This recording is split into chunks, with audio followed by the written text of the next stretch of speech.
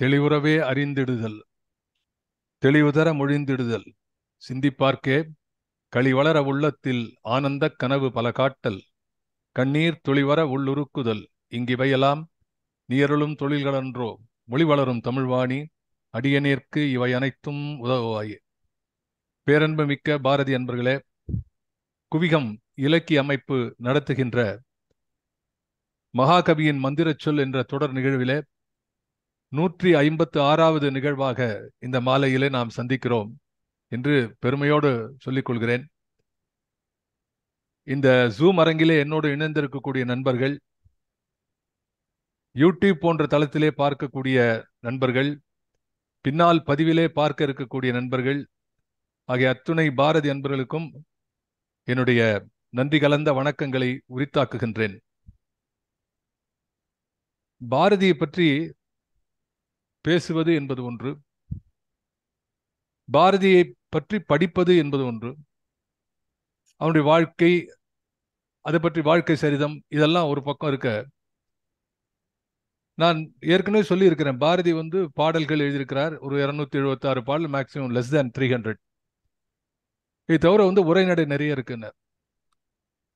ஆனா இந்த உரைநடையை படிப்பதற்கும் கவிதைகளை படிப்பதற்கும் ஒரு அடிப்படை வேறுபாடு இருக்கிறது. என்ன அப்படின்னா, நமக்கு தெரியும் கவிதைகளை அப்படியே விரைவா படித்து கொண்டு போக முடியாது, கொஞ்சம் நின்று நிதானித்து பார்க்க வேண்டும், சொற்களிலே கவனம் செலுத்த வேண்டும், அதை புரிந்து கொள்ள முயற்சி செய்ய வேண்டும். இது நமக்கு தெரியும்.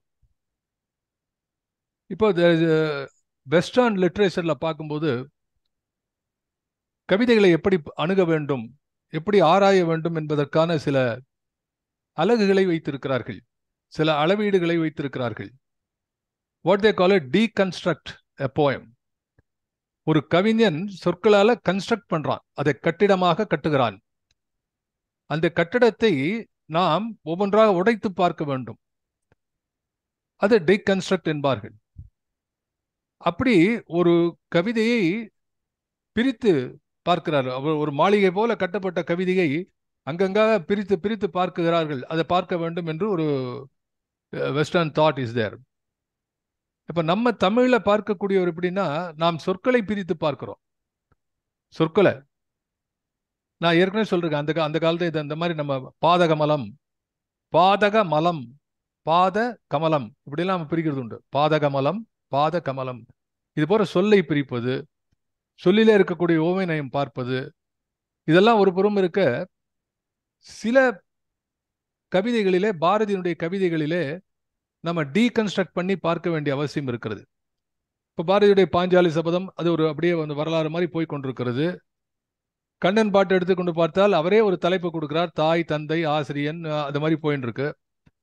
வரலாற்றில் பார்க்கும்போது தொடர்ந்து போகிறது. இது மாதிரி தனி கவிதைகளை பார்க்கும்பொழுது பாரதியில டீகன்ஸ்ட்ரக்ட்னா என்ன பொருள்னா, இந்த கவிதை மொத்த கவிதையும் ஒரு முறை பார்த்து விட்டு அதை எப்படி அணுக வேண்டும் என்பதை நாம் தெரிந்து கொள்ள வேண்டும்.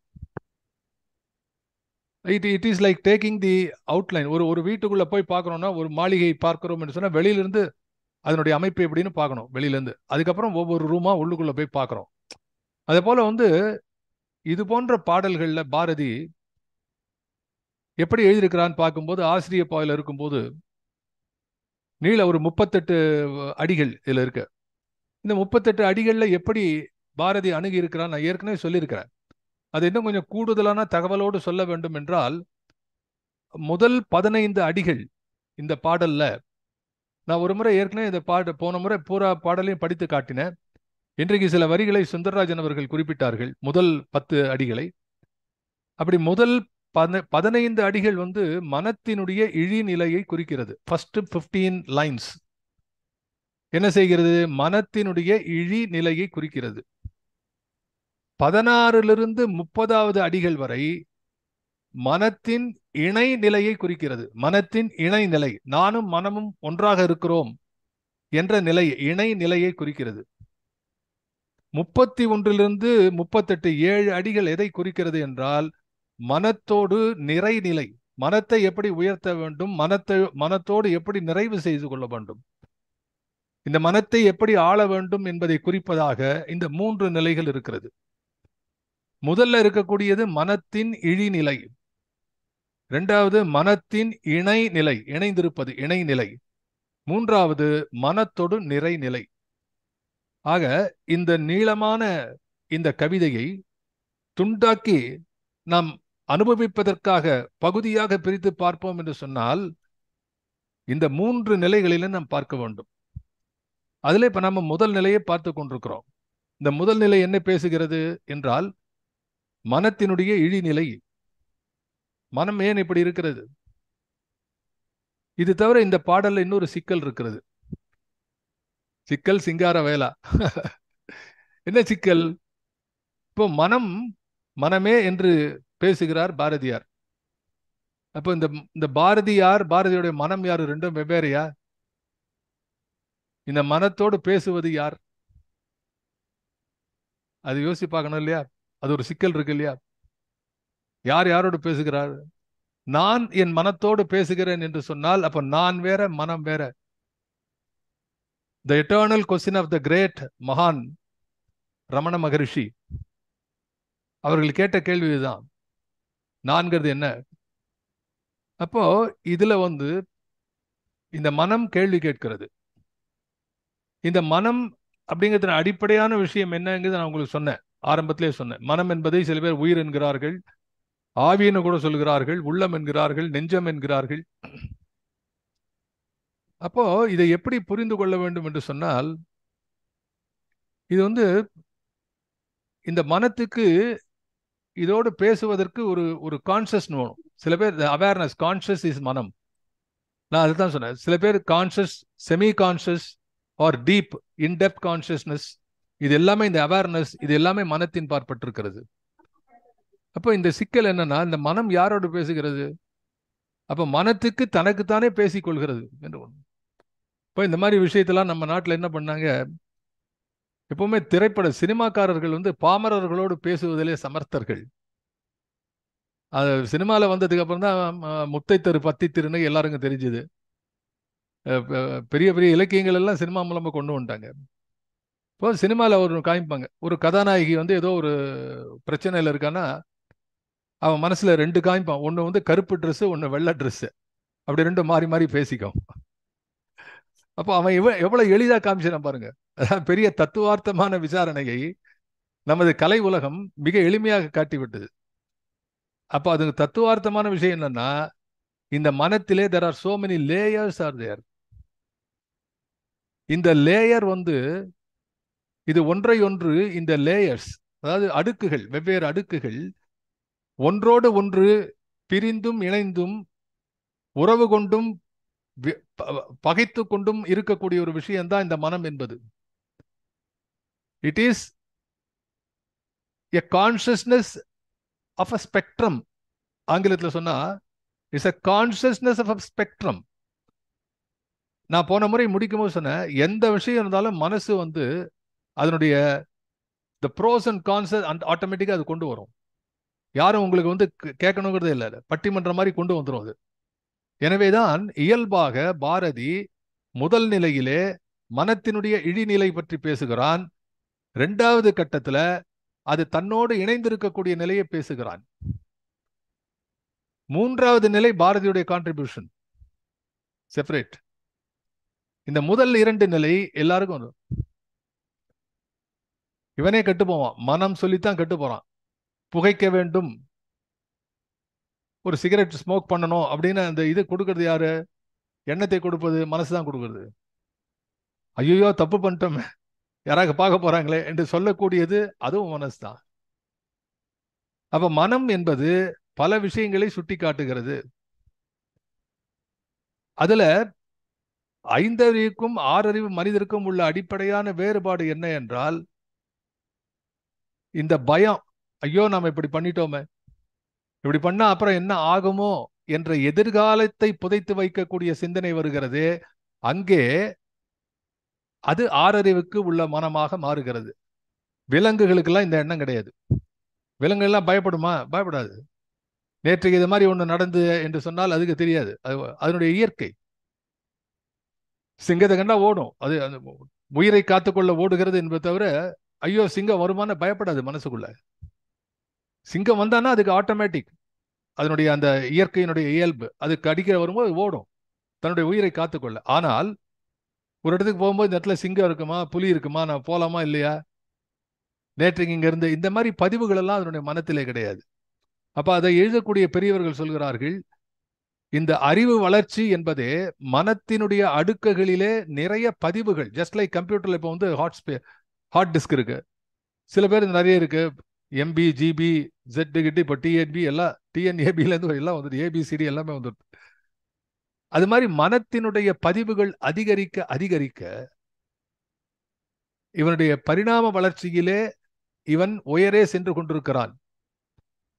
இந்த பரிணாம வளர்ச்சியிலே உயரே செல்கிறான் என்று சொன்னால் மனத்திலே பதிவுகள் அதிகம் வரும் என்று பொருள்.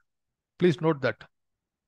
ஆகவே இந்த பதிவுகளை அழிப்பதற்கான ஒரு பதிவையும் இறைவன் ஏற்படுத்தி கொடுத்திருக்கிறான். இந்த மனமே சொல்கிறது, மனம்தான் அழிவுக்கு காரணம், மனத்தை அழித்து விடு, நிர்மலமான மனம் வேண்டும், தூய மனம் வேண்டும், சிந்தனை 1000 சிந்தனைகளை இருக்கக்கூடியதை அடக்கிப்பார், அகமுகமாக எண்ணிப்பார். என்ன சார் இப்படி இருக்கு, ரொம்ப குழப்பமா இருக்கு. இதுதான் தத்துவம். தத்துவம் குழப்பம்னா இதுதான் தத்துவம். It's very near. ஒன்றும் இல்லை, நம்ம set of photographs were given, ஒரு போட்டோ குவிஸ் ஒன்று வச்சிருந்தாங்க. அதாவது அந்த அந்த போட்டோவை பார்த்துட்டு நீங்க அது என்னன்னு கண்டுபிடிக்கணும். என்ன சார் இது ரொம்ப ஈஸி தானே? இல்லை, என்ன பண்ணா, ஒரு கடிகாரம் இருக்கு, வாட்ச் கையில் கட்ட ரெஸ்ட் வாட்ச், அந்த பிளாட்டா இருக்கிறத வந்து அந்த இடத்த மட்டும் ஃபோக்கஸ் பண்ணி பெருசா போட்டிருக்கோம், அது என்னன்னு தெரியல பார்த்தா.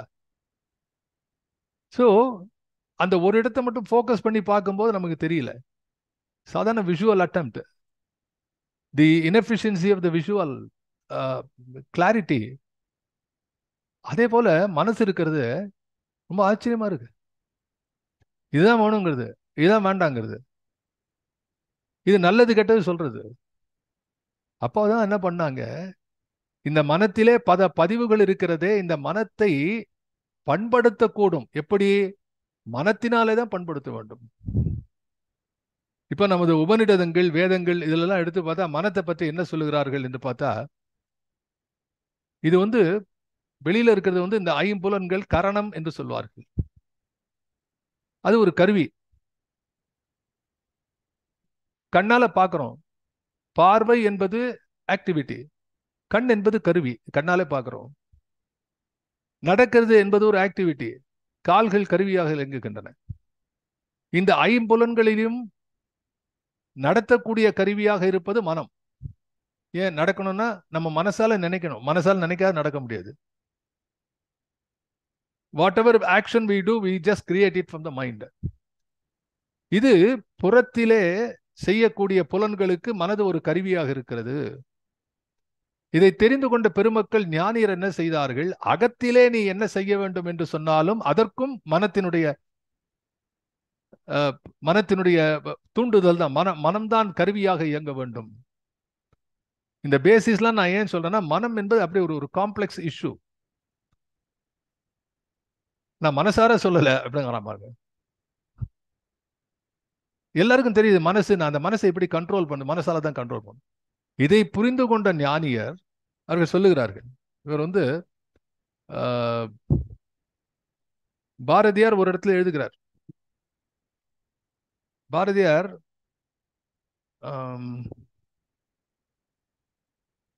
இப்போ இதுல காட்டுறோம் இல்லையா, இதுல நான் இன்னைக்கு பார்க்கக்கூடிய வரிகள் மறுபடியும் சொல்றதுன்னா அந்த வரிகளை காட்டணும். ஒரு வாட்டி இந்த வரிகளை பார்த்துட்டு உள்ள போலாம். அடிக்கடி ஒரு 5 லைன் பார்த்துடலாம் சார், உங்ககிட்ட இருக்கு இல்லையா?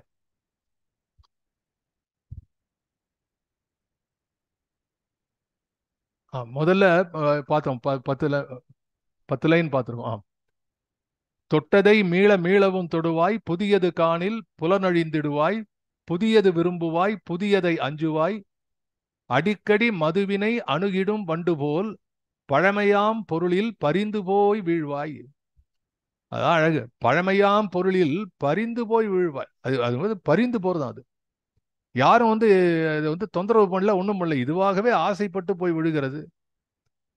பழமையே அன்றி பார்மிசை ஏதும் புதுமை காணோம் என பொறுமுவாய். ஒன்றும் காணும் இல்லை, எல்லாம் பழசா இருக்கு, நத்திங் நியூ அப்படின்னு கத்த வேண்டியது. பொறுமுவாய், உரத்த முணுமுணுத்தல், பொறுமுகிறது. ஆனா பிணத்தினை விரும்பும் காக்கையே போல அழுகுதல், சாதல், அஞ்சுதல் முதலிய இழிபொருள் காணில் விரைந்து அதில் இசைவாய். புதுசே இல்லையே புதுசே இல்லையேங்கிறது. அப்புறம் பார்த்தா கடைசியில் பழசில் போய் விழுது. சில பேர் என்ன பண்ணா, ஹோட்டலில் வந்து என்ன சார் இன்னைக்கு புதுசாக மெனு கேட்பான். அவன் ஏதாவது வாயில வராத பேரெல்லாம் சொல்லிட்டு இருப்பான், டாட் புட்னு. இவன் எல்லாம் கேட்டு முடிச்சு கடைசியில், சரிப்பா எனக்கு ஒரு 2 இட்லி ஒரு வடை கொடுமா, கடைசியில் அதை கொண்டு விடுவாங்க. ஏற்கனவே பழசா தின்னு. தெர் இஸ் ஓல்டுன்னு, it is better to have a known devil than an unknown angel என்று ஆங்கிலத்தில் சொல்வார்கள். அன்னோன் ஏஞ்சல் அது தேவதையாக இருந்தாலும் புதியதா இருக்குது வேண்டாம். இது டெவில். இது வந்து டெவில்னா என்ன சொல்றது தமிழ்ல? ஆப்போசிட், தேவதைக்கு ஆப்போசிட். பிசாசா? சாத்தான். சாத்தான் சாத்தான் ஏதோ ஒண்ணு, அதுவே நல்லா இருக்குங்கிறான். அப்ப எப்படி பாருங்க, how inadvertently it is happening. இதை பார்த்ததுக்கு ஒரு விஷயத்தை பாரதி எழுதுறார். பாரதி வந்து எடுத்துடலாம் சார், இதுல நம்ம will get back to the slide எடுத்துடலாம். இதுல வந்து பாரதி எழுதுற வரிகளை அவர் சொல்றார்,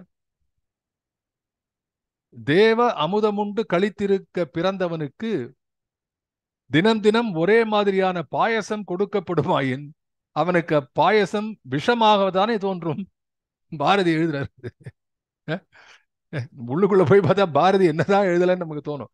இது எங்க சார் எழுதுறார் அப்படின்னு கேட்டா, தாயுமானவரை பற்றி எழுதுகிறார். இப்போ ஒரு விஷயம் பாரதி கிட்ட நான் உங்களுக்கு தான் நன்றி சொல்லணும். இங்க இருக்கக்கூடிய அத்தை எனக்கு தெரியும், என்னுடைய அன்புக்குரிய நண்பர்கள், சகோதரிகள், அறிவார்ந்த பேராசிரியர் பெருமக்கள்லாம் உங்களுக்கு நான் ஏன் நன்றி சொல்றேன்னா, இதுக்கு பேசணும்னு சொல்லிட்டு உள்ளுக்குள்ள போய் பார்க்கும்போது பாரதி பல இடங்கள்ல பல விஷயம் பேசி வச்சிருக்கான். பாரதி தாயுமானவரை பத்தி எழுதுறான். தாயுமானவருடைய பாடல்களிலே மிக ஈடுபட்ட பாரதி தாயுமானவரை தொடர்ந்து அந்த அந்த metre, the content, everything he has taken from Thayumanavar. அவருடைய கதையை வரலாற்று எழுதக்கூடிய பாரதி சொல்றான், தாயுமானவர் சின்ன வயசுல நல்ல வசதியா வாழ்ந்தவர், மிகப்பெரிய செல்வந்தர், எல்லா விஷயத்தையும் உடலாலே அனுபவிக்கக்கூடிய அத்தனை விஷயத்தையும் நிறைவாக போரும் போதும் என்று அனுபவித்தார். அவருக்கு போர் அடிச்சு போச்சான்.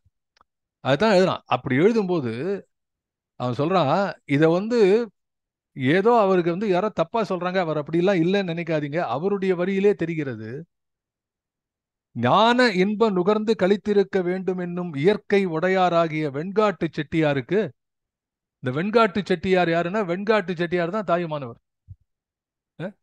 இந்த வெண்காட்டு செட்டியாருக்கு மாறி மாறி ஒரே தன்மையுடையனவாகிய சாதாரண மனிதர்களுக்கு களிப்பு தரும் உலக இன்பங்கள் வெறுப்பையே விளைவித்தன. This is a lead point for this. எல்லாத்தையும் அனுபவித்த பிறகு வெண்காட்டு செட்டியார் என்ற இந்த தாயுமானவருக்கு இந்த உலகம் எதையெல்லாம் விரும்பி ஏற்குமோ அது கிடைத்த போது வெறுப்பு வந்தது என்கிறார். அக்காலத்தில் செல்வத்தாலும் பதவியாலும் நுகர்தற்குரிய இன்பங்கள் அனைத்தும் அவருக்கு புதுமை இன்றி பழம்பொருளாகிவிட்டன. இப்ப இதுல நமக்கு ஒண்ணு தெரியுது, எது புதுசு எது பழசு. புதுமை என்பதால் இன்பமும் பழையது என்பதால் துன்பமும் தேவையில்லை, அது மாறி கூட இருக்கலாம். அத எங்க சொல்றாருன்னா, Bharathi quotes Thayumanavar. I am quoting Thayumanavar, quoted by Bharathi in his கட்டுரை. அதுல எழுதுறார், உண்டதே உண்டு, உடுத்ததே உடுத்து, மடுத்த அடுத்தடுத்து உரைத்ததே உரைத்தும், கண்டதே கண்டும், கேட்டதே கேட்டும், கழிந்த கடவு நாளெல்லாம் விண்ட தாமரை மேல் அன்னம் வீத்திருக்கும் விழிவரு வீதி வெண்காடா அண்டர் நாயகனே அம்பலத்தாடும் ஐயனே உய்யுமார் அருளே. இதுல எழுதுற பாருங்க, உண்டதே உண்டு, உடுத்ததே உடுத்து. போர் அடிக்காது? அதையே திரும்ப திரும்ப பண்ணா போர் அடிக்காது? அடுத்தடுத்து உரைத்ததே உரைத்தும், திரும்ப திரும்ப சொன்னதையே சொல்லுவது, கண்டதே கண்டும் கேட்டதே கேட்டும் கழிந்தன நாட்கள். இதுல 2 விஷயம் நமக்கு புரியுது. ஒண்ணு, தொடர்ந்து ஒரு செயலை செய்யும் போது மனம் அதிலே சலிப்படைகிறது, மனம் அதிலே சோர்வடைகிறது. எது இன்பம் என்று நினைக்கிறோமோ அது ஒரு காலத்திலே துன்பமாக மாறுகிறது. எது துன்பம் என்று நினைக்கிறோமோ அதை தேடியே மனம் ஓடுகிறது. இது ஒரு பக்கம். இரண்டாவது, மனத்தினுடைய இந்த பண்பு இருக்கிறது, இந்த பண்பு ஒருவனை நல்லவனாகவும் மாற்றும், தீயவனாக மாற்றும் சக்தி இருக்கிறது.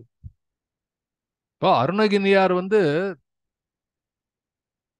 நன்னிலைக்கு மாற்றப்பட்டார். அண்ணாமலை கோவில்ல, திருவண்ணாமலை கோவில்ல ஏறி நின்று அங்கிருந்து கீழே குதிக்கிறார் பார்க்கிறோம். அவருடைய வாழ்க்கையில அவருடைய சகோதரியார் அவருக்கு அறிவு புகுத்துகிறார்.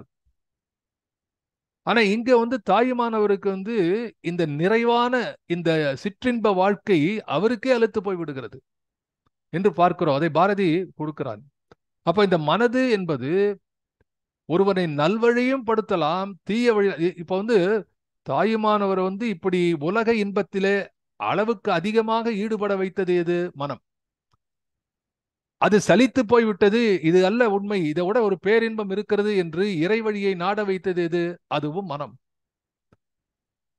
ஆகையினால்தான் இந்த ரெண்டு விஷயத்தை பாரதி எப்படி பார்க்கிறான் என்பதுதான் இந்த பாடல். அதான் deconstruction of this poem. It is talking about not only one aspect of மனம், ரெண்டு விஷயமா இருக்கு. இதெல்லாம் படிச்சு முடித்த பிறகு இன்னும் இருக்கக்கூடிய 20 வரிகளையும் நம்ம பார்த்த பிறகு பார்த்தா இந்த மனப்பெண் என்று ஏன் தலைப்பு கொடுத்தான் என்று தெரியும். அது படிச்சு முடிச்ச அப்புறம் உங்களுக்கே புரியும் அது ஏன் அந்த தலைப்பு கொடுத்தான்னு. அது மட்டும் இல்ல, இது பாரதி இந்த இந்த பாடலுக்கு முதல் பாடல், அதாவது இந்த மனப்பெண் என்ற பாடல் இருக்கிறது, இந்த பாடலுக்கு முதல்ல ஒரு பாடல் ஒரே ஒரு பெருத்த ஒண்ணு, மனத்திற்கு கட்டளை என்று எழுதுகிறான். உங்க புத்தகத்தில் பார்க்கலாம். பேயாய் உழலும் சிறு மனமே, பேயாய் உழலும் சிறு மனமே. மனமே உனக்கு பெருமையே கிடையாது, நீ ரொம்ப சாதாரண ஆளு. பேணாய் என் சொல் இன்று முதல். பேணாய் என்று சொன்னால் தமிழ்ல தான் அழகு. பேணாய் என்று சொன்னால் பேணக்கூடாதுன்னு அர்த்தம் இல்ல, பேண் என்று சொல்வது, இதை பின்பற்று என்று சொல்வதற்கு பேணாய் என் சொல் இன்று முதல், நீ ஒன்றும் நாடாதே நினைது தலைவன் நானே காண். நீயாய் ஒன்றும் நாடாதே நினது தலைவன் யானே காண். இப்படி ஒரு பாட்டுல எழுதுறார். அப்ப மனமே உனக்கு தலைவன் நான் என்கிறார். அப்ப இந்த நான் எது? இந்த நானுக்கு மனசு கிடையாதா? நான் என்கிறது மனத்திலிருந்து விடுபட்டதா? போன முறை சொன்ன சுசுப்தி நிலையிலே உறக்கத்திலே உறங்குவது போலும் சாக்காடு, உறங்கி விழிப்பது போலும் பிறப்பு என்றெல்லாம் ஊமையாக வள்ளுவன் சொன்னது போல இந்த சாக்காடு போல உறங்கி இருக்கிற என்ன நடந்துன்னு அடிச்சு போட்ட மாதிரி தூங்கினேன் சார். கட்ட மாதிரி உயிர் இல்லாத மாதிரி உறங்கி கொண்டிருக்கிறான் என்று சொல்லும் பொழுது அதை அப்படி உறங்கி எழுந்த பிறகு மனம் கண்டுபிடிக்கிறது நான் தான் அப்படி உறங்கினேன் என்று. அதனால்தான் சொல்றேன், நான் உனக்கு தலைவன் என்று பாரதி பேசுகிறானே. அப்ப பாரதி இந்த மனத்திலிருந்து வேறுபட்டவனா என்று கேட்டால், த சப்ஸ்ட்ரேட்டம் இஸ் ஒன்லி மனம், அதனுடைய வெவ்வேறு அடுக்குகளிலே நிகழ்கிறது என்பதை நீங்கள் புரிந்து கொள்ளுங்கள். இதை விட என்ன தத்துவார்த்தமான விஷயங்கள்லாம் இருக்கு, but that is not necessary. அந்த அளவுக்கு அதுக்குள்ள போய் அதெல்லாம் சப்ஸ்டான்சியேஷன் தான், அடிப்படை இதுதான். இதுக்கு சங்கரர் எப்படி இதை விவரிக்கிறார், எப்படி மீமாம்சத்தில் இதை எப்படி பேசுகிறார்கள், உபனிடந்து இதை பற்றி என்ன கூறுகிறது, இதெல்லாம் பேசுவது நமக்கு தேவையில்லை, என்னாலே முடியாதுங்கிறது வேற விஷயம். அந்த தத்துவம் இல்லை. நான் சொல்லக்கூடிய சிம்பிள் திங், மனதுல 2-3 லேயர் இருக்கு. From one layer Bharathi is talking to another layer. அவன் சொல்றான், பேயாய் உழலும் சிறுமனமே பேணாய் என் சொல். இப்ப பேயாய் உழலும்னா என்ன அர்த்தம்னா, ஏன் பேய் சொல்ல, பேயாய் அலையிற பேயா திரியிறான்டாங்கிறான். ஏன் அப்படின்னா, பேய்ங்கிறது உயிருக்கும் உடல் கிடையாது, பிணம் என்பது உடல், உயிர் இருக்காது, உடல் உண்டு. இதுதான் டிஃபரன்ஸ். இந்த பேய் என்ன செய்யுமா, அதனுடைய உயிர் இருக்கின்ற காரணத்தினாலே இந்த உயிருக்கு ஒரு உடல் தேவை என்று அந்த உடலை தேடி அலைகிறது. அதுதான் பேயாய் உழலும். அது எந்த உடல் இருந்தாலும் பற்றி கொள்ளலாமே என்று தெரிந்து கொண்டிருக்குமா. அது ஆடு, புலி, நரி, நாய், மனிதன், விலங்கு, பறவைகள் எதுவாக இருந்தாலும் ஏதோ உயிர் போன ஒரு இடத்திலே ஒரு உடல் மட்டும் கிடைக்கும் என்றால் அதிலே போய் நாம் புகுந்து கொள்ளலாம் என்று தேடிக்கொண்டிருக்குமா. இதைத்தான் நூல்கள் குறிக்கின்றன, பேயாய் உழலும் என்று சொல்லுது. அப்ப பேயாய் உழலும் சிறுமனமே, இங்க போனோமா அங்க போனோமா என்ன ஒண்ணும் இல்ல. இப்ப நீங்க என்னுடைய லெக்சர் கேட்டுட்டு இருக்கீங்க, நீங்க வேற ஒண்ணு போய் திங்க் பண்ணலையா? சாரி.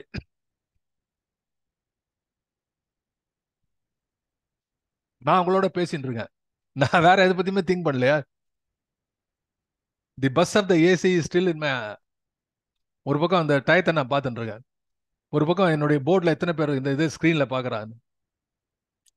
சுந்தரராஜன் என் பேச்சை கேட்டு ஏதோ ஒன்று எழுதிட்டு இருக்காரு, அதை பார்த்து என்ன சொல்லலாம்னு அவரே யோசிச்சுட்டு இருக்காரு. மதுவந்தி வந்து எப்போ முடிய போறதுன்னு பார்த்துட்டு இருக்காரு. ஆபீஸுக்கு போலாமா? யாராவது ஒரு நேரத்துல ஒரே விஷயத்த நினைக்கிறானா? இல்லையே. என்ன சார், எல்லாருக்கும் தெரிஞ்ச விஷயம் தானே சொல்றீங்க. ஆனா அதை பார்க்கும்போது எவ்வளவு ஆச்சரியமாக இருக்கிறது. என்னெல்லாம் நினைச்சு கொண்டு இருக்கிறது. இவன் எங்கேயோ போறான், என்னத்தையோ பிளான் பண்றான், என்னெல்லாமோ நினைக்கிறான். பேயாய் உழலும் சிறு மனமே. ஏன்னா இன்னொரு நயம் என்னன்னா, இந்த பேயாய் உழலுகின்ற மனம் பெரிதாக சிந்தித்து கொண்டிருக்கிறது. இது சிறுசு. இது உலகத்தையே ஆள்றதெல்லாம் பத்தி நினைச்சுட்டு இருக்கு. தன்னாலே முடியாதவற்றை கூட இந்த மனம் சிந்திக்கிறது. எனவே பேயாய் உழலும் சிறுமனமே என்ன சொல்றான் பாருங்க. அதுல நீயாய் ஒன்றும் நாடாதே, நீ தனியா போய் ஒண்ணு மாட்டிக்காத. நினது தலைவன் யானேகான், தாயாம் சக்தி தாளினிலும் தருமமென யான் குறிப்பதிலும் ஓயாதே நின்று உழைத்திடுவாய். உரைத்தேன் அடங்கி உய்யுதியால். உய்யுதில்னா உனக்கு உய்வு அதனாலே தான் வரும். நான் சொன்னதை கேட்டா நீ உய்வாய் என்று பாரதி மனத்திற்கு கட்டளை இடுகிறான் அந்த பாட்டுல, இதுக்கு முதல் பாட்டுல. அப்ப இந்த பாட்டுல அவன் சொல்லும் போது இதுல என்ன, நான் சொன்னது போல இந்த மனத்தோடு பேசி கொண்டிருக்கான், டிஃபரெண்ட் லேயர்ஸ் ஆஃப் மனம். அப்போ இந்த மனதுக்கு மனம் நன்மை செய்கிறதா தீமை செய்கிறதா என்று கேட்டால் இரண்டையும் செய்கிறது. As I said in English, it is an awareness, a conscious of a spectrum. ஒரு ஸ்பெக்ட்ரம் அப்படின்னால என்ன அர்த்தம் அப்படின்னா, the two extreme ends, ஒரு வானவில் போல ஸ்பெக்ட்ரம் சொல்றோம். வானவில் இருக்கக்கூடிய ஸ்பெக்ட்ரம் போல இந்த நுனியிலிருந்து இன்னொரு நுனி, இது எதிர்ப்பதம். இங்கு கருப்புன்னா இன்னொரு பக்கம் வெள்ளை. அந்த இரண்டு துருவ முனைகளாக இருக்கக்கூடிய அந்த ஸ்பெக்ட்ரம் இருக்கிறதே, அதை போல மனம் விரிந்து கிடக்கிறது.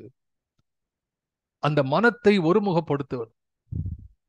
அது பாரதி சொல்றான், நான் சொல்றதை கேளு. இந்த அவேர்னஸ் எங்க இருக்கு? அந்த அவேர்னஸும் அங்கேயே இருக்கு.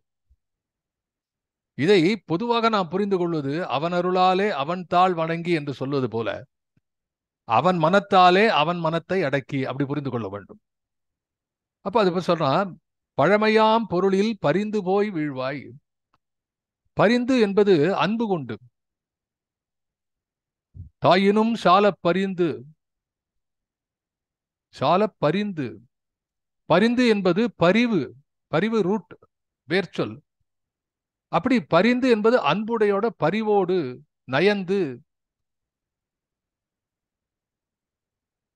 பழமையே, அதாவது பழமையாம் பொருளில் பரிந்து போய் வீழ்வாய்.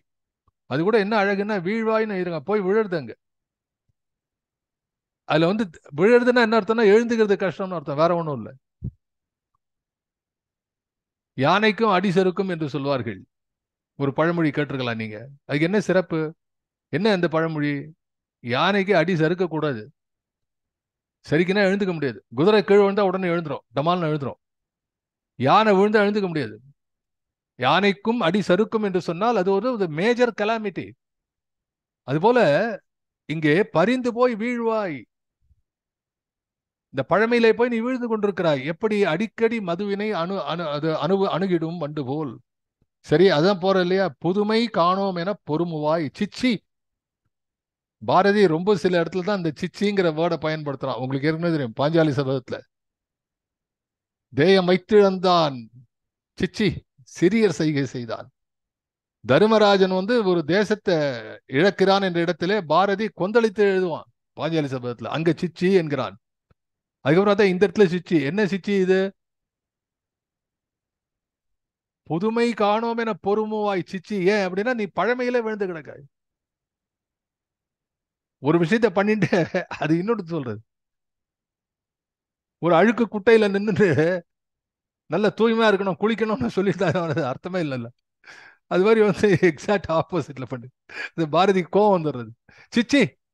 யார் மனசை பார்த்து சொல்றேன். இப்ப பாருங்க, அந்த சினிமால காட்டுற மாதிரி ஒண்ணு கருப்பு ட்ரெஸ், ஒண்ணு வெள்ளை ட்ரெஸ், அப்படி எழுதுறான். சொல்றான், பழமையே அன்றி பார்மிசை ஏதும் புதுமை காணோம் என பொறுமுவாய் சிச்சி. இன்னொரு விஷயம், இப்போ பழமை எது புதுமை எது? தாயுமான ஒரு பாடல்ல பார்த்தோம். கண்டதே கண்டு, கேட்டதே கேட்டு, உண்டதே உண்டு, உடுத்ததே உடுத்து, உரைத்ததையே உரைத்து கொண்டு என்று சொல்லும்போது தொடர்ந்து ஒரு விஷயத்தை செய்து வந்தால் அது பழமையாகி விடுகிறது. நம்மோடு பார்வையிலே இருந்தும் நம்மோடு அருகிலேயே இருந்தும் அதை பயன்படுத்தாமல் அதை பற்றியே எண்ணம் இல்லாமல் இருந்தால் அது புதுமைத்தன்மை குறையாமல் இருக்கிறது. அப்போ பழமைக்கும் புதுமைக்கும் உள்ள வித்தியாசம் ஹேண்ட்லிங், பயனை பொறுத்து இருக்கிறது. சில என்ன பண்ணுவோம், நிறைய நிறைய ஷாப்பிங் போயிட்டு நிறைய சட்டை பேண்ட் எல்லாம் வாங்கிட்டு வந்துடுவான். அது ஒரே நாள் தான் வாங்கியிருப்பான். அதில் ஒரு 4 சட்டை பேண்ட் வாங்கிட்டு வந்து ஒரு 3 அடிக்கடி போட்டுருப்பான், பழசாயிடும். ஏதோ ஒன்று ரொம்ப நாள் போடாத இருப்பான், அது பார்த்தா புதுசாக இருக்கும். It's something fresh. So it is not used. அந்த ஒரு கான்செப்ட். பழமைக்கும் புதுமைக்கும் உள்ள ஒரு முதல் இலக்கணம் என்னன்னா பயன்பாடு. அதிகமாக பயன்படுத்தப்படுபவை பழையதாகவும் பயன்படுத்தாமல் இருக்கக்கூடிய புதியதாகவும் இருக்கக்கூடிய நிலை இருக்கிறது. ரெண்டாவது, பழமைக்கும் புதுமைக்கும் உள்ள வித்தியாசம் என்ன அப்படின்னா காலம். காலம். வீட்டில் ஒரு ஏதோ ஒன்று இருக்கு, வீடு இருக்கு, பழைய வீடு சார், 50 வருஷம் ஆயிடுது பழைய வீடு அப்படிங்கிறான். புது வீடு இப்பதான் கட்டினதுங்கிறான். ஆகவே காலம், பழமை, புதுமை என்பதை காலம் தீர்மானம் செய்கிறது, பயன்பாடு தீர்மானம் செய்கிறது. மூணாவது, பழமைக்கும் புதுமைக்கும் உள்ள வித்தியாசம் என்னன்னா மாற்றம். மாற்றம் என்பது மாற்றம் இல்லாதது என்பது பாப்புலர். பழையன கழிதலும் புதியன புகுதலும் வழுவல கால வகையினானே என்ற சொல்லிலே, என்ற அந்த தொல்காப்பிய இலக்கண சீரிலே ஒரு அருமையான விஷயம் பொதிந்திருக்கிறது. நீங்க எத்தனை பேர் கவனிச்சிங்களா இல்லைன்னு தெரியல. பழையன கழிதலும் புதியன புகுதலும் என்று பழையன கழியாமலே புதியன புக முடியுமா? இல்ல. அப்பதான் அந்த அந்த அந்த அந்த அந்த இந்த இன்ட்ராக்ஷன்ல தான் பிரச்சனை வரும். பழசும் இருக்கு, புதுசும் இருக்கு. ஒரே வீட்டுக்குள்ள வந்து ஒரு 70-80 இருக்கு, ஒரு 10-15 இருக்கு. அப்படின்னா அட் லாகர் ஹெட்ஸ். அப்ப பழையன கழிதலும், பழையன கழிந்து போகும், அதை தடுக்க முடியாது. You cannot avoid it. புதியன புகும், வேற விஷயம். That void is being filled by something new. அதான் மாற்றம் என்று சொல்லக்கூடியது. அப்ப ஒன்று வந்து பயன்பாடை பொறுத்து இருக்கிறது, இரண்டாவது காலத்தை பொறுத்து இருக்கிறது, மூன்றாவது இதுல மூன்றாவது சொன்னது என்ன? பழமைக்கும் புதுமைக்கும் மாற்றம். அப்ப மாறிக்கொண்டே வரும்போது புதுமையாக தோன்றுகிறது. ஒரே விஷயம் மாறிக்கொண்டு வரும்போது புதுமையாக தோன்றுது. அதனால்தான் நம்ம என்ன சொல்றோம், இந்த இந்த விஷயத்தினால்தான் இப்ப இலக்கியத்தை பற்றி பேசும்போது ஒரு வார்த்தை சொல்லுறோம். தமிழை மட்டும் என்றும் இளமை அப்படிங்கிறான். இலக்கியம் என்பது என்றும் புதிது என்று சொன்னா என்ன காரணம்னா, காலத்தை மறந்து விடுகிறீர்கள். அது கம்பனையோ வள்ளுவனையோ சிலம்பையோ எடுத்து படிக்கும்போது அந்த காலம் உங்கள் மனத்திலே தோன்றுகிறது, இந்த காலம் மறந்து போயிடுது. ஒன்று அவுட்.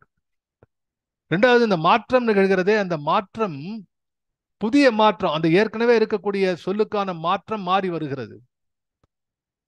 இதுவரை நீங்கள் பார்த்திடாத ஒரு சொல்லை பார்க்கும் போது அந்த பயன்பாடு புதியதாக தோன்றுகிறதே. எனவே இந்த மூன்றுத்தையும் பொருத்தி பார்க்கும் போது இலக்கியம் புதுமையாக இருக்கிறது, என்றும் புதுமையாக இருக்கிறது. திருக்குறள் இன்னைக்கும் புதுமையா இருக்கிறது. இப்ப எப்போ வந்து உங்களுக்கு திருக்குறள் புதுமையா இல்லை அப்படின்னா என்ன அர்த்தம்னா, நீங்க அதை படிச்சு முடிச்சிடணும். ஆகவே அது முடியாத காரணம் என்ற காரணத்தினாலே அது என்றும் புதுமையாக இருக்கிறது. அப்ப இந்த விஷயத்தை தான் சொல்றான் அவன், புதுமை காணோம் என பொருள்வாய் சிச்சி. அப்ப பழமை புதுமைக்கு இடையில இதுதான் இருக்கிறது. ஆனால் நீ என்ன செய்கிறாய் தெரியுமா மனமே? பிணத்தினை விரும்பும் காக்கையே போல. பிணத்தை எல்லாம் சாப்பிடாது. பிணத்தை காக்கை சாப்பிடுவது ஆம்னிவோரஸ் என்று சொல்வார்கள் பயாலஜில. Carnivorous, herbivorous. ஹெர்பிவோரஸ்னா வெஜிடேரியன் சாப்பிடக்கூடிய, கார்னிவோரஸ் அனிமல்ஸ்னா மிருகங்களை சாப்பிடக்கூடியது, நான் வெஜிடேரியன் சொல்லக்கூடிய மிருகங்கள். இந்த ஆம்னிவோரஸ் பேர்ட் அப்படின்னு சொன்னா, இந்த ஆம்னிவோரஸ்னா எல்லாத்தையும் சாப்பிடும். இது வந்து வெஜிடேரியன் சாப்பிடும், வீட்டில் பார்த்து சாப்பிட்டா வரும். பொங்கலுக்கு அப்புறம் இது வைப்பாங்க, இந்த வெவ்வேறு சாப்பாடு வைப்பாங்க, கணு இது வைப்பாங்க, கணு. அதுல எல்லாத்தையும் சாப்பிடும். பக்கத்துல ஏதாவது வேர்க்கல் இருந்தால் சாப்பிடும். வீட்டில் எது இருந்தால் வாசல்ல சாப்பிடும். And it will eat anything that is dirt also. There is no restriction for this. எனவேதான் பிணத்தினை விரும்பும் காக்கையே போல. அதுக்கு என்ன அப்படின்னா, அசைவற்று கிடக்கணும் ஒண்ணு. அதுக்கு உட்காந்து மூக்க அழகால கொத்தி சாப்பிடுவதற்கு அதுல என்ன சொல்றான் பாருங்க, அழுகுதல், சாதல், அஞ்சுதல். சார், அழுகுதல், சாதல், அஞ்சுதல்னா இந்த அச்சம். பாரதிக்கு எப்பவுமே வந்து அச்சம் தவிர என்று சொன்னவன், அச்சத்தை பற்றி அச்சத்தை வேட்கதனை கொன்று விட்டால் அப்போது சாவமங்கே அழிந்து போகும்னு பாடினவன். எனவே அஞ்சுதல் என்பது இறந்ததற்கு சமானம். ஒருவன் அச்சப்படுகிறான் என்று சொன்னால் அவன் உயிரோடு இருக்க வேண்டிய அவசியமே இல்லை. Is equal to dead. சாதல் அதான் இறப்புக்கு சமானம். அழுகுதல் முதலிய, எனக்கு ரொம்ப ஆச்சரியம் என்னன்னா, முதலிய போன்ற ஒரு வரியை பாரதி பயன்படுத்துறான். It's a most prosaic word, it's an adjunct word. முதலிய என்பது எப்படி சார் வந்து இதுவாகும்? இல்லை, இது எப்படி ஒரு ஒரு கவிதை சொல்ல நம்ம யாரும் யூஸ் பண்றதே கிடையாது. யோசிச்சு பாருங்க. பழம்பெரும் கவிஞர் நண்பர் ராய செல்லப்பாலா இருக்காரு. நீங்க முதலியன்னு யூஸ் பண்றீங்களா இது வரைக்கும்? எனக்கு தெரிஞ்சு எந்த கவிஞரா எடுத்து பார்த்தா முதலிய என்ற வார்த்தையை பயன்படுத்திய கவிஞர் யாரா இருந்தா எனக்கு தெரியப்படுத்துவோம். இது வந்து அழகிய சிங்கர் கிட்ட கேட்கலாம், அவரா பயன்படுத்திருக்காரா இந்த மாதிரி. அவர் கேட்டா என்ன பண்ண, முதலியங்கிற போட்டு அந்த தலைப்பிலே கீழே எழுதிடுவார் கவிதை. முதலிய முதலிய முதலிய முதலிய முதலிய முதலியன்னு போட்டு. எனவே நண்பரை மன்னித்துக் கொள்ளுங்க, உங்களுக்கு பெயரை வந்து பொதுவெளியில பயன்படுத்துகிறேன், ஒரு புரிதலுக்காக சொல்கிறேன். அப்போ பாரதி ஏன் அப்படி போட்டான் என்று பார்த்தால், அழுகுதல், சாதல், அஞ்சுதல், இந்த பட்டியல் நீளம். இந்த மோசமான விஷயத்தை பட்டியல் போடக்கூடாது என்பதற்காக இந்த எட்செட்ரா என்பதை பயன்படுத்துகிறான். அப்போ என்ன அளவு இந்த சொல்லின் மூலமாக ஒரு இழிநிலையை அவன் காட்டுகிறான். பிணம். வள்ளுவன் கூட ஒரு இடத்துல, எல்லாரும் எல்லா இடத்துலயும் சொல்ல மாட்டான். வள்ளுவன் சொன்னா, ஒத்ததறிவான் உயிர் வாழ்வான், மற்றெல்லாம் செத்தாருள் வைக்கப்படும்னா. போன மாதிரி ஆயிட்டான் அவன. ஏன்னா உயிர் கூட மூளை இருக்கான்னு கேட்டா நம்ம மோசமா நினைச்சுப்போம். என்ன மூளை எல்லாருக்கும் இருக்குன்னு அவன் நம்பின்னு இருக்கான். எனவே என்னடா உனக்கு அறிவு இருக்கான்னு கேட்டா எல்லாம் கோவப்படுவான். ஏன்னா அறிவு இருக்கு அவன் நம்பின்னு இருக்கான். அப்ப பாரதி என்ன சொல்றே, உனக்கெல்லாம் உயிர் இல்ல, இல்ல பணம் மாதிரி இருக்கு நீ. வள்ளுவன் சொல்றான், பணம் தான் நீ. ஒத்ததறிவான், ஒப்புரவர் அதிகாரத்துல வருகிறது. அப்போ அழுகுதல் முதலிய இழி பொருள் காணில் விரைந்ததில் இசைவாய். What words! நான் திரும்ப திரும்ப உங்களிடம் சொல்லிக் கொள்வது, இந்த நிகழ்ச்சியினுடைய பயனாக நான் உங்களிடையே எண்ணி பார்ப்பது, இந்த சொற்பொழிவுகளின் நீட்சியாக நீங்கள் கவிதையை, குறிப்பாக பாரதியை படிக்கும்போது மீண்டும் மீண்டும் அந்த சொற்களிலே போய் விழுங்கள். அவன் என்ன சொல்றான் பாருங்க. அங்க என்ன சொன்னா, புதுமை காணோம் என பொறுமுவாய்க்கு முதல் என்ன சொல்றான், பழமையாம் பொருளில் பரிந்து போய் வீழ்வாய். அங்க போய் விழுறது அப்படியே. எப்படி வந்து ஒரு காதலன் காதலினுடைய அன்பிலே போய் வீழ்கிறான் இல்லையா? விந்தையுறு காந்தமிசை வீழும் இரும்பினை போல். குயில் பாட்டுல பாரதி, விந்தையுறு காந்தமிசை வீழும் இரும்பினை போல். அப்படி இதுல வீழும் என்கிறான். அப்ப இங்க என்ன சொல்றான், இழி பொருள் காணில் விரைந்ததில் இசைவாய். இசைவாய்ங்கிறது ரொம்ப முக்கியமான வார்த்தை இங்க. இசைவாய்னா அதோட இணைந்து செல்வது. சேம் வேவ்லங்கிறான. ஓ, நம்ம வேவ்லங்கிறா.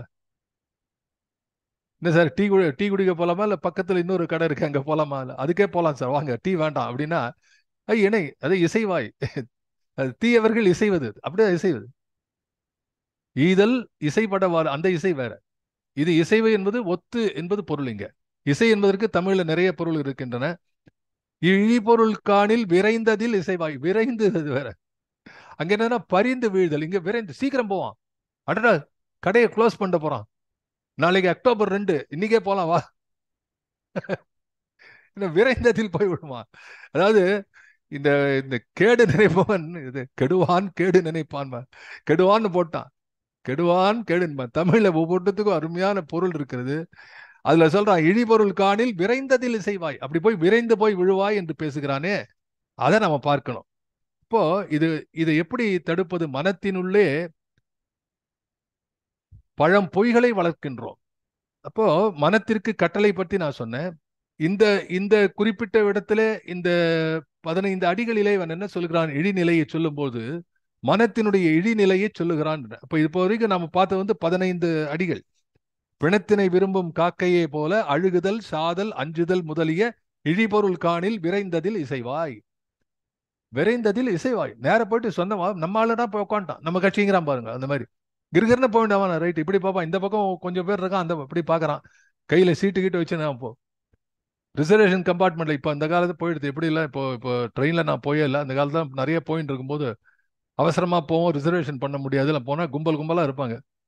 பார்த்தா கும்பலா இருக்கும். சில இடத்துல வந்து கையில சீட்டு கிட்ட எடுத்துனா போவான். என் ஃப்ரெண்டு ஒருத்தன், என்னடா சீட்டு கிட்ட, இல்லடா அதை போட்டா யாரும் இடம் கொடுப்பாங்கடா அப்படிமா.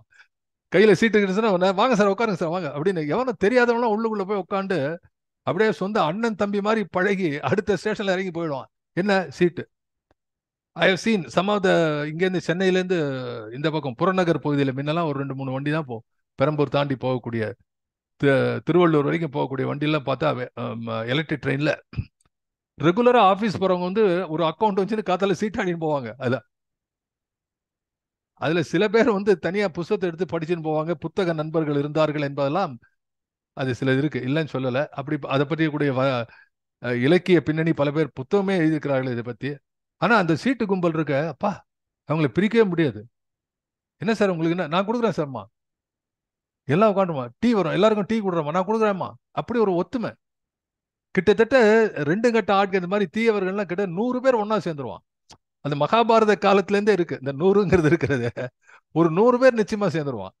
அப்படி அதில் எழுதுறான் பாரதி. என்ன எழுதுறான்னா, இழிபொருள் காணில் விரைந்ததில் இசைவாய்.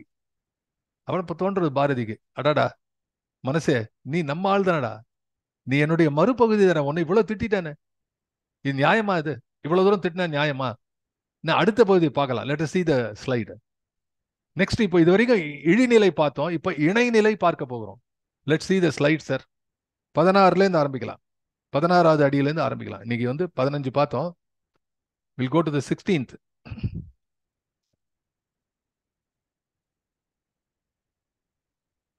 அங்கனே என்னிடத்து என்றும் மாறுதலில்லா அன்பு கொண்டிருப்பாய் ஆவி காத்திடுவாய். கண்ணினோர் கண்ணாய் காதின் காதாய் புலன் புலப்படுத்தும் புலனாய் என்னை உலக உருளையில் ஒட்டுற வகுப்பாய். இன்பெல்லாம் தருவாய் இன்பத்து மயங்குவாய் இன்பமே நாடி எண்ணிலா பிழை செய்வாய். இன்பம் காத்து துன்பமே அழிப்பாய் இன்பம் என்றெண்ணி துன்பத்து வீழ்வாய். தன்னை அறியாய் சகத்தெல்லாம் தொலைப்பாய் தன் பின் நிற்கும் தனிப்பெறும் பொருளை காணவே வருந்துவாய். காணனிற் காணாய் சகத்தின் விதிகளை தனித்தனி அறிவாய் பொதுநிலை அறியாய் பொருளையும் காணாய். இதை வரைக்கும் பார்க்கலாம். இப்போ இந்த இதை மறுபடியும் படிச்சு காட்டுறேன். இதை இந்த சீர்தலை பிரித்து கொஞ்சம் பார்க்கலாம். அங்கனே, அங்கனே என்றால் அப்படியே. இப்போ ஒரு காலத்துல வந்து கடிதம் எழுதும்போது கீழே வந்து இங்கனம்னு எழுதுவாங்க, இங்கனம் சோ அண்ட் சோ அப்படின்னு. இப்போ இந்த இங்குங்கிறதே வரமாட்டேங்குது. எல்லாம் இப்படி ஸ்ட்ரெயிட்டா இருக்கிறதே வந்து கஷ்டமா இருக்கு. இப்போ எல்லாம் இது வந்து அதனால வந்து இப்போ இப்படிக்குங்கிறான். இப்படிக்குங்கிறதே இலக்கண பிழைன்னு சில பேர் சொல்லிட்டு இருக்காங்க. சொல்லிட்டு இப்படிக்கு அப்படின்னு எழுதுறான் அவன் இலக்கணாசிரியர். இப்படிக்கு இலக்கண பிழைனை போட்டு. ஆகவே அங்கனே என்பது ஒரு தனிச்சொல். என்னிடத்து என்றும் என்னிடத்தென்று மாறுதல் இல்லாங்கிறது அந்த மகர ஒற்று சேர்ந்து வருகிறது. இங்கே மா என்று ஆகிவிட்ட நெடிலாக மாறுகிறது. என்னிடத்து என்று பிரிக்க விட, என்னிடத்து என்றும் அந்த மா சேர்த்துக்கணும். என்னிடத்து என்றும் மாறுதல் இல்லா அன்பு கொண்டு இருப்பாய் ஆவி காத்திடுவாய்.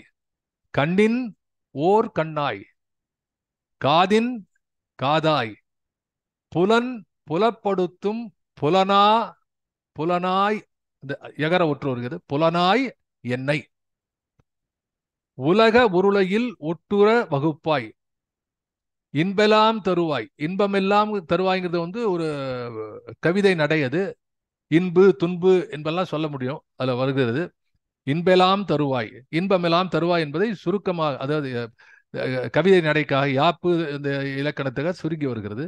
இன்பெல்லாம் தருவாய் இன்பத்து மயங்குவாய் இன்பமே நாடி எண்ணிலா பிழை செய்வாய். எண்ணிலா என்று சொன்னால் எண்ணிக்கை இல்லாத என்று பொருள். இங்க இன்பம் காத்து துன்பமே அழிப்பாய். அடுத்து இன்பம் என்று எண்ணி துன்பத்து வீழ்வாய். எவ்வளவு முரண்பாடு, எவ்வளவு அழகா சொல்றான் பாருங்க பாரதி வேலை. தன்னை அறியாய் சகத்தெல்லாம் தொலைப்பாய். நீ உன்னை அறியாதனால, ஒரு இடத்துல பேசுறான் பாரதி, விளக்கமா சொல்றேன், இப்ப ஞாபகம் வருது சொல்றேன். கடமையாவன தன்னை கட்டுதல். பாரதி எழுதுகிறான், கடமையாவன தன்னை கட்டுதல். விநாயகர் நான்மணி மாலையில கடமையாவன தன்னை கட்டுதல். ஏப்பா நீ ஒன்ன வந்து கண்ட்ரோல் பண்ணலன்னு அப்புறம் என்ன முடியும்? கடமையாவன தன்னை கட்டுதல். அதுபோல தன்னை ஆளும் சமர்த்தன கருள்வாய். விநாயகர்கிட்ட பாரதி கேட்கறது என்ன நானே ஆளக்கூடிய அந்த சமத்து, நம்ம சொல்றேன் சமத்துன்னு, அறிவு. என்ன நானே ஆளக்கூடிய அறிவு எனக்கு கொடுப்பா. பல பேருக்கு அதுதானே இல்லை. தன்னை அறியாய் சகத்தெல்லாம் தொலை, சகத்து எல்லாம் தொலைப்பாய். சகத்து எல்லாம் தொலை, சகத்தெல்லாம், சகத்தை இவன் தொலைக்க முடியாது. சகத்திலே இவன் என்ன இருக்கிறதோ அதை எல்லாத்தையும் தொலைக்கிறான். சகத்து, சகத்திலே, சகத்தில், இன் 5ஆம் வேற்றுமை உருவை நமக்கு ஏற்றுக்கொள்ள வேண்டும். சகத்தில் எல்லாம், எல்லாம் என்பது குறுகி வருகிறது. எல்லாம் தொலைப்பாய், அது எல்லாம் தொலைப்பாய். தன் பின் நிற்கும் தனிப்புறம் பொருளை, தன் பின் நிற்கும் இது நிற்கும் தனிப்பரம்பொருளை, தன் பின் நிற்கும் தனிப்பரம்பொருளை காணவே வருந்துவாய். அது தெரியுது. காணநீர் காணாய், அது பின்னாடி நிற்கிறது பரம்பொருள். காணவே வருந்துவாய். நல்லது பார்த்தாலே கண்ணு கூசும் சில பேருக்கு. ஐயோ, மூடுறா, கதவை மூடுறா, இருட்டா இருக்கு, நல்லா இருக்கு, வெளிச்சம் வர போறது.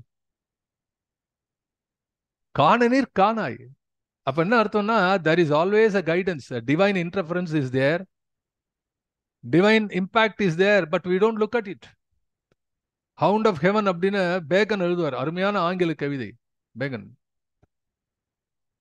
ஹவுண்ட் ஆஃப் ஹெவன், ஆண்டவன் பின்னாலே ஓடி வந்து கொண்டிருக்கிறான், அவனை வேட்டை நாய் என்று இவன் ஓடுகிறான். ஏதோ நம்மளை துரத்தி, நம்ம வேட்டை நாய் துரத்துன்னு ஓடுறான், பின்னாலே உன்னை காப்பாற்றுவதற்காக ஆண்டவன் வந்து கொண்டிருக்கிறான் என்பதை மறக்கிறானே மனிதன் என்று நாம் பார்க்கிறோம்.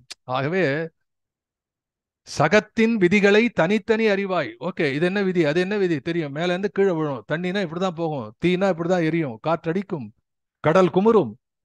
இந்த இயற்கை விதிகளை எல்லாம் நீ அறிவாய், பொது நிலை அறியாய். What an unfortunate thing. It's என்ன சொல்றது,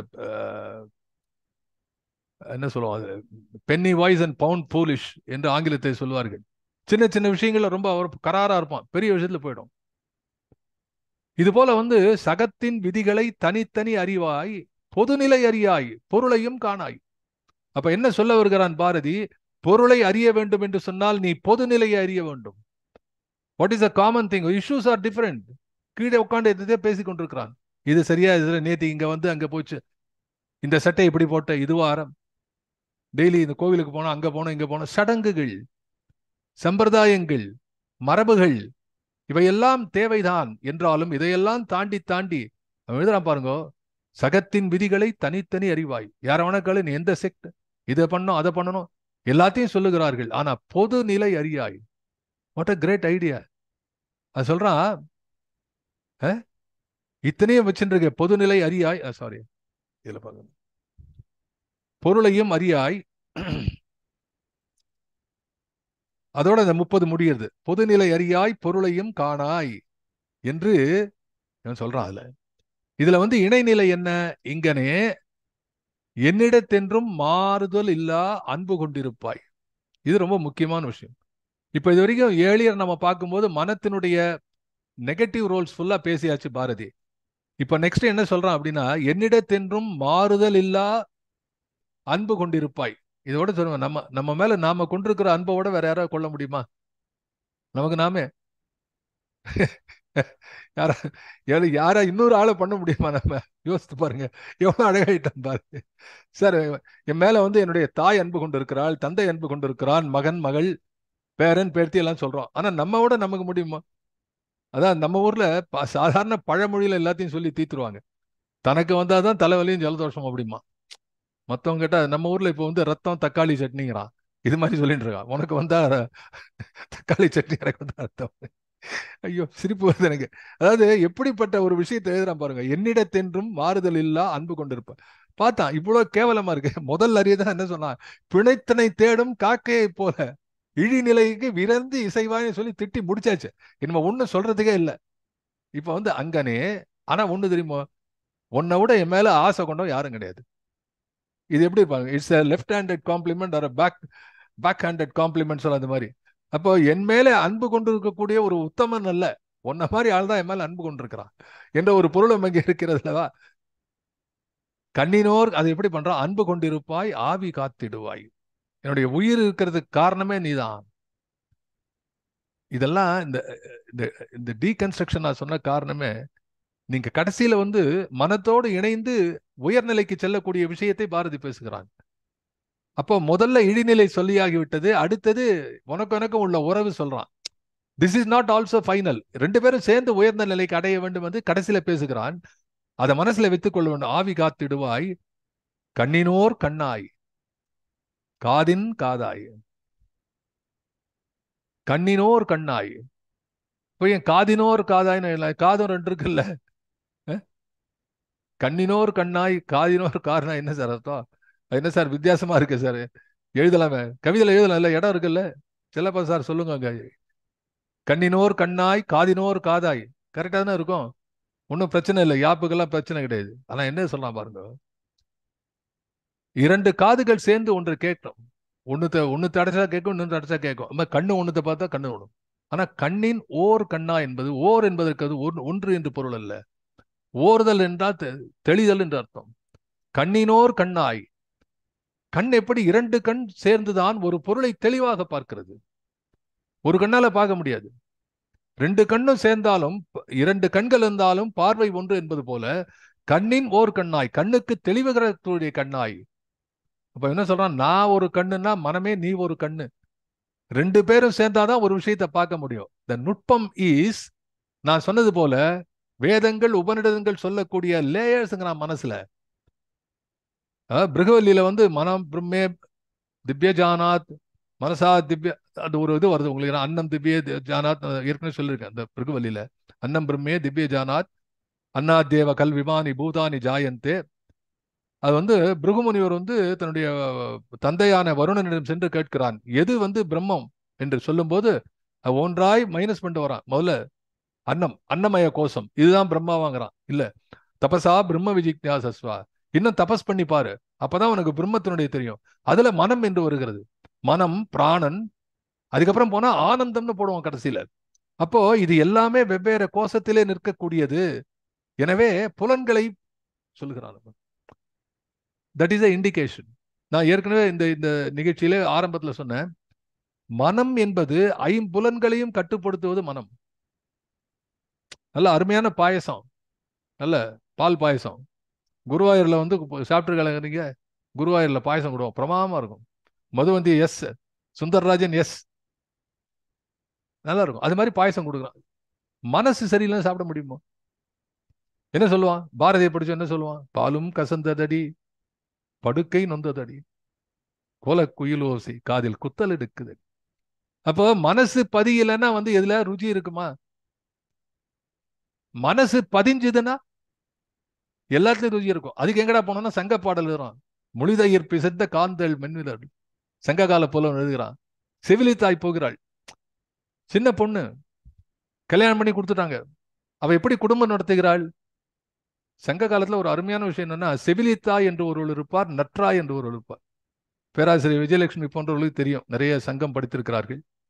நற்றாய் வீட்டிலே இருப்பா, அவ வெளியில போக மாட்டா. இவளுக்கு அத வெட் நர்ஸ் என்று சொல்வார்கள், செவிலித்தாய். அவளை வளர்க்கிறாள் அந்த குழந்தைய. அந்த குழந்தை எப்படி இருக்கா, அந்த வீட்டுல போய் பாக்குறா. கல்யாணம் பண்ணி கொடுத்துட்டோமே, அவ எப்படி இருக்கா அப்படின்னு பார்த்தா, இவ போய் எட்டி பாக்குறா. இவ வீட்டுல இவளுக்கு வீட்டுல சமைச்சதே கிடையாது. என்ன பண்றான் பார்த்தா, என்னத்தையோ பண்ணி மொழிதயிர் பிசைந்த காதல், அது நிறைய அருமையான கவிதை அது. அதெல்லாம் பண்ணிட்டு ஒரு மோர் குழம்பு, புளி குழம்பு ஒண்ணு வைக்கிறா. கஜாமுஜான வச்சு இது போட அவனுக்கு கூட அவன் பாக்குறானா, ஆஹா அப்படிங்கிற அவன் ஹஸ்பண்ட். ருச்சியே தெரியாது, உப்பு சரியா அப்படிங்கிற, உப்பு போட்டானே இல்லைன்னு தெரியாது, ஆகாமா. அப்போ அன்பு இருக்கிற இடத்திலே உணர்ச்சிகள் வேறுபாடு மாறுகிறது. மனம் என்று இல்லை என்று சொன்னால் இந்த புலன்கள் போகாது.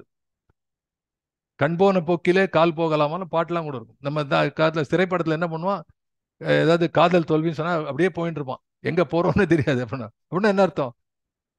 மனம் இல்லை என்றால் புலன்கள் செயலிழக்கும். அந்த மனம் சரியாக இல்லை என்று சொன்னால் அகத்திலே இருக்கக்கூடிய விஷயங்கள் செயலிழந்து போயிடும்.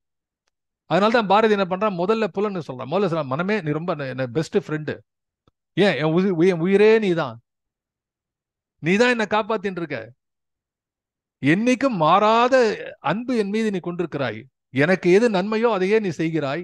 கண்ணினோர் கண்ணாய், காதின் காதாய், புலன் புலப்படுத்தும் புலனாய் என்னை. புலன் இதான், இந்த இடம் தான் ரொம்ப முக்கியமான. புலன் புலப்படுத்தும் புலன். அப்போ புலன் புலப்படுத்தும் புலன் என்று சொன்னால் மனமும் ஒரு புலன் என்கிறான் பாரதி. அப்ப ஐம்புலன் மட்டுமல்ல, ஆறாவது புலன் ஒன்று இருக்கிறது, அதன் பெயர் மனம். அகச்சான்று பாரதி எடுத்து படிங்க சொல்லணும். தமிழ் இலக்கியம் சொல்லாத விஷயத்தை பாரதி சொல்கிறான். எப்பவுமே நம்ம இலக்கியம் பிறந்த பிறகுதான் இலக்கணம் உண்டு. இலக்கணத்துல பார்த்து யாரும் இலக்கியம் படைக்கல, படைக்கப்பட்ட இலக்கியங்களினாலே இலக்கணம் பிறக்கிறது. இது தொல்காப்பிய உரையிலே சொல்கிறார். எல்லாம் இப்படிலாம் எழுதணும். எப்படி தெரியும்? 4 வகைப்பா, வெண்பா, வஞ்சிப்பா, கலிப்பா, ஆசிரியப்பாலாம் இருக்கு. யாருக்கு தெரியும்? இப்படிதான் இருக்கணும்னு எழுதி யாராவது முதல்ல போடுவான்? இல்ல, எழுதியதை பார்த்து வெவ்வேறு விதமா போனதை பார்த்து பாருங்க. அப்ப பாரதி சொல்கிறான், இன்னொரு ஐம்புலனை தாண்டி ஆறாவது புலன் ஒன்று இருக்கிறது. அது என்ன புலன் என்று சொன்னால், புலன் புலப்படுத்தும் புலனாய் என்னை உலக உருளையில் ஒட்டுற வகுப்பாய். இந்த உலகத்தோடு ஒட்ட ஒழுகல் பலகற்றும் கல்லார் அறிவில்லார் என்று வள்ளுவன் சொன்னானே, அது எது ஒட்ட வைக்கிறது? இந்த மனசுதான். அப்ப என்ன, இது காம்ப்ளிமெண்ட் ஒவ்வொன்றா கொடுத்துன்னு வரான். நீங்களே யோசிக்கலாம். somebody like Usha can be listing what is the positive side of manam, what is the negative side of manam அப்படின்னு. இந்த பாரதி எல்லாம் படிக்கும்போது எனக்கு நிஜமாவே ஒரு கொஸ்டின் பேப்பர் தயார் பண்ணிடலாமான்னு தோன்றது. அவ்வளவு நிறைய கேள்வி கேட்கிற விஷயங்கள் இருக்கு இல்ல. பாரதி மனத்துக்கு என்ன, மனது எல்லாம் பாசிட்டிவா என்ன சொன்னான், எதெல்லாம் நெகட்டிவா சொன்னான் அப்படின்னு பார்த்தா, நெகட்டிவா ரொம்ப கேவலமா சொல்லிட்டான். இதோட சொல்ல முடியாது. உயிர் இல்லாத பணம்னு சொல்லியாச்சு. பாசிட்டிவா பார்த்தா என்ன சொல்றான் பாருங்க, நீதான் என் உயிர், நீதான் எனக்கு ஆவி காத்திருக்கிறாய், நீ என் மேல மாறாத அன்பு கொண்டிருக்கிறாய். அது மட்டும் இல்ல, இந்த புலன்கள் இருக்க, இந்த புலனுக்கெல்லாம் நீதான் புலனாக நிற்கிறாய், உலக உருளையில் ஒட்டுற வகுப்பாய். அதுலயும் பரிந்து வீழ்வாய் என்று சொன்னதும் விரைந்து இசைவாய் என்று சொன்னதும் வெர்ப ரொம்ப முக்கியம். அதாவது ஒரு லாங்குவேஜ்ல எது முக்கியம், வெர்பா அட்ஜெக்டிவ் வேணா பார்த்தா, adjective will be there always in every language.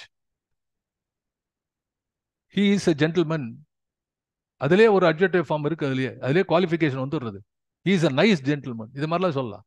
அது மாதிரி அவள் ஒரு மகள், அவள் ஒரு அழகிய மகள், இப்படி குவாலிஃபை பண்ணலாம். ஆனா வெர்ப் இருக்கிறதே, that is a most strong aspect of a language. தமிழுடைய சிறப்புக்கு ஒரு முக்கிய காரணம் இந்த வினைச்சொற்கள். இந்த வினைச்சொற்கள் வீழ்வாய், இசைவாய், ஆழ்வாய், தோய்வாய், இப்படி எத்தனையோ இருக்கிறது. அது சொன்னா அப்படி பட்டியல் போயிட்டே இருக்கும், மனசு அந்த பக்கம் போயிடும். ஆனா இதுல என்ன சொல்றா பாருங்க, வகுப்பாய் இன்பெல்லாம் தருவாய் இன்பத்து மயங்குவாய். This is another beautiful line. I want you to stay here for at least about half an hour.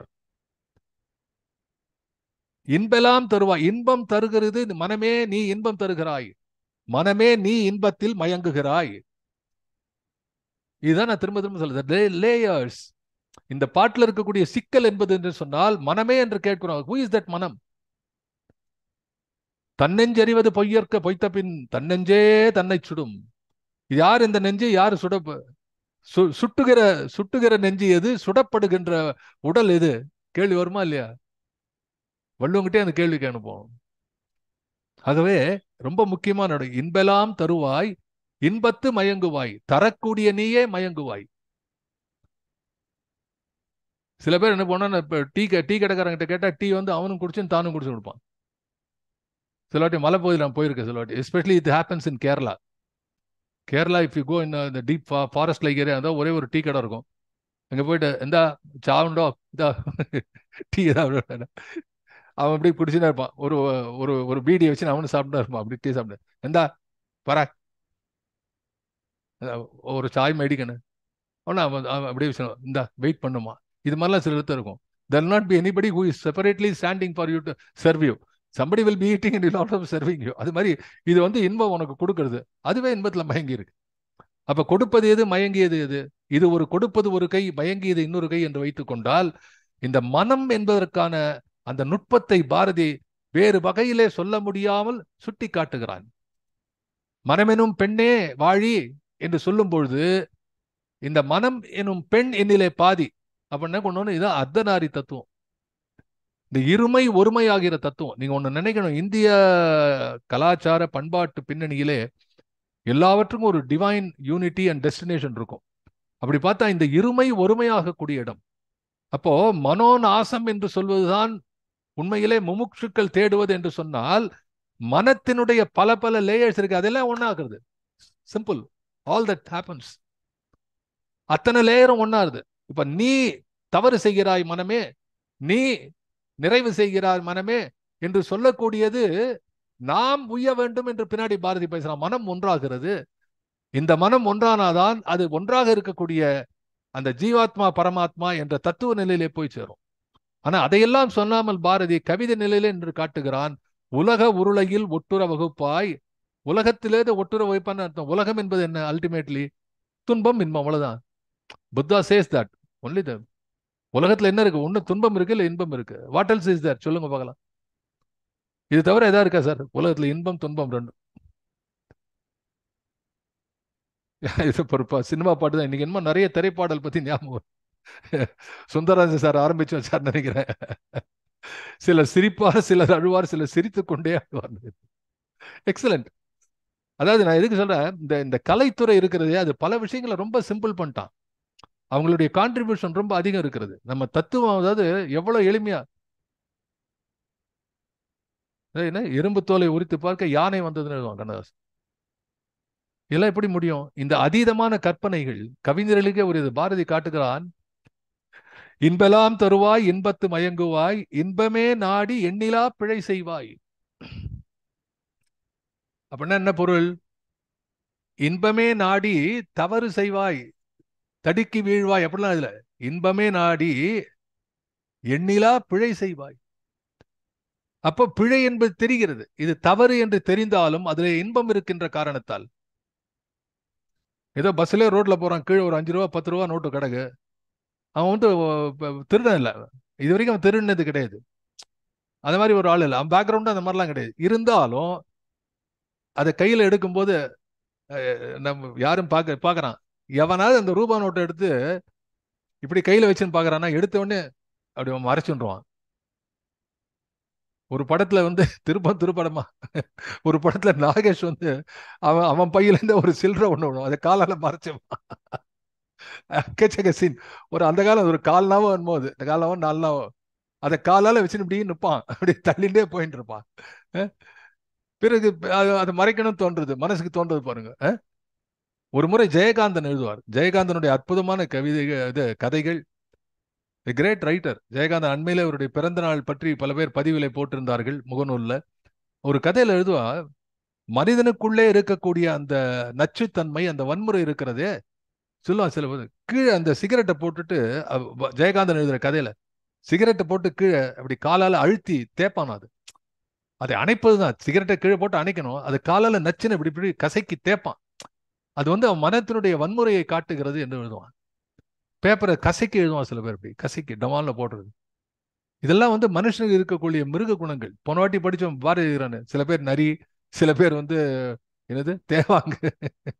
அதுல கூட ஒரு ஜோக் இருக்கு. ஒருத்தர் சொன்னா, ஏடா அது 6 மாசத்துக்கு அப்புறம் வந்து எங்கிட்ட சண்டை போடுற, அப்படி எதுக்குடா என் மேல கோவம்? நீ 6 மாசம் முன்னாடி பார்த்து தேவாங்கன்னு சொன்ன இல்ல, அதனாலதான் நான் கோவம் வந்தேன். ஏன்னா அன்னைக்கு தானே வரணும் உனக்கு கோவம்னு. இல்ல இன்னைக்குதான் தேவாங்க எப்படி இருக்குன்னு பார்த்தேன், இது வரைக்கும் நான் தேவாங்க பார்த்தது இல்லை, இன்னைக்குதான் நான் தேவாங்க பார்த்தேன், அப்பதான் கோவம் வந்தது அப்படின்னா. அதாவது மனித மனத்தினுடைய விஷயங்கள் இருக்கு. அது ரொம்ப அது சொல்றான், இன்பமே நாடி எண்ணிலா பிழை செய்வாய். எவ்வளவு ஆசை வருது, ஆசையை தூண்டுகின்ற எத்தனையோ விஷயங்கள் இருக்குது. எவ்வளவு தூரம், அதாவது யாரும் இல்லாத, யாருமே இல்லாத இடத்துல நீ வந்து யோகியனா இருக்கணும்.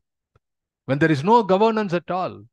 சாதாரண டிராபிக் ரூல்ஸ்ல வந்து கும்பலே இருக்காது. நம்ம போய் வண்டியை நிறுத்தி நின்னா, நான் யூஸ் டு ஸ்டாப்னா வந்து நானும் பெரிய ஞானியெல்லாம் ஒன்றும் கிடையாது. நான் பிடிச்சிட போறானே, இப்போ நமக்கு வேண்டாம் நிற்கிறது. அப்படி பார்த்தா சர்னு ஸ்கூட்டர்ல 2-3 அப்படி காரை கிராஸ் பண்ணி போவான், டர்னு போவான். ஸோ யாரும் இல்லைன்னு சொன்னா, அதனால்தான் வந்து சொல்லுவாங்க விநாயகருக்கு என்ன பெருமை அப்படின்னா, விநாயகரோ யானை, யானை முகம் உள்ள விநாயகர் கையிலே அங்குசம் வைத்துக் கொண்டிருப்பார். அப்ப யார் தலைவன்? அந்த அங்குசம் வந்து யானையை அடக்கக்கூடியது. யானை உருவத்தில் இருக்கக்கூடிய பிள்ளையார் கையிலே அங்குசம் வைத்துக் கொண்டிருக்க காரணம் என்னன்னா, அவர் தன்னைத்தானே அடக்கி கொள்ள கற்றவர். அதுதான் விநாயகர். ஒரு தலைவன் என்பதற்கு பொருள் என்னன்னா, தன்னைத்தானே அடக்க கற்றுக்கொள்ளவன். எனவேதான் விநாயகர் நான்மனையிலே பாரதி எழுதுகிறான், கடமையாவன தன்னை கட்டுதல். If you can't take care about yourself, if you cannot control yourself, whom you can control? So இதெல்லாம் வந்து ரொம்ப இன்பமே நாடி எண்ணிலா பிழை செய்வாய், இன்பம் காத்து துன்பமே அழிப்பாய். முதல்ல திட்டான், அதுக்கப்புறம் புகழறான், இப்ப புகழுது போல இருக்கிறான், ரெண்டும் சொல்றான். இந்த லைனை பாருங்க, இது எப்படி, how do you appreciate that line? இன்பம் காத்து துன்பமே அழிப்பாய், இன்பம் என்றெண்ணி துன்பத்து வீழ்வாய். இன்னைக்கு டயத்தை பார்க்காத கொஞ்சம் நேரம் அதிகமாயிடுது, நான் நிறுத்திருப்பேன். இதுக்கு முன்னாடி எண்ணிலா என்ன சொன்ன, கடைசியில இன்பமே நாடி எண்ணிலா பிழை செய்வா, அங்க நிறுத்திக்கலாம். இந்த பேசக்கூடிய இன்பத்தை நாடி நேரம் பார்க்காத பிழையை செய்து விட்டேன் இன்னைக்கு, அதிலே மனசு போயிடுத்து, தயவு செய்து மன்னித்துக் கொள்ளுங்கள். தொடர்ந்து நம்ம பார்க்கலாம். இந்த அளவில் எப்படிப்பட்ட ஒரு உயர்நிலையிலே பாரதி சின்ன சின்ன பாடல்கள், இதுல என்ன இருக்கு என்று நினைத்துக் கொள்ளக்கூடிய பாடலே இத்தனை பேர். அதுதான் முதல்ல உங்க எல்லாருக்கும் நன்றி சொன்னேன். இதை பார்ப்பதற்கான வாய்ப்பை தொடர்ந்து கொடுத்து கொண்டிருக்கூடிய குவிகம் அமைப்புக்கும் நன்றி சொல்லி நிறைவு செய்கிறேன். தொடர்ந்து பார்க்கலாம். வணக்கம்.